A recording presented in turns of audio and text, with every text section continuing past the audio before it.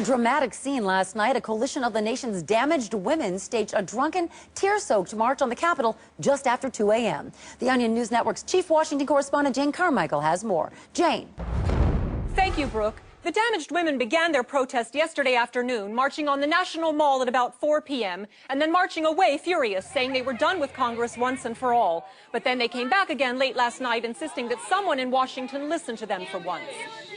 Congress, all we're asking for is a little bit of respect, a little bit of your attention. Nobody ever listens. I don't know why tonight would be any different. This just plays into all of our abandonment issues.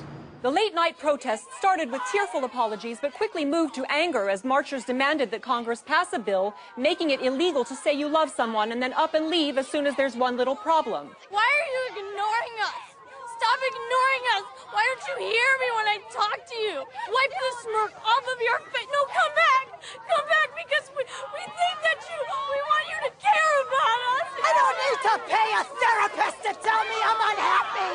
I know I'm unhappy! Following a very frank declaration from the women in which they opened up about the abortion they had when they were 17, Delaware Senator Tom Carper released a statement saying that Congress wasn't going anywhere and that they would do all they could to help the women. However, around 4:30 a.m., the women admitted that they had made up the abortion to get sympathy, then started cutting themselves while repeating, "This is the love you deserve," over and over. That's when Capitol Police were called to break up the protest.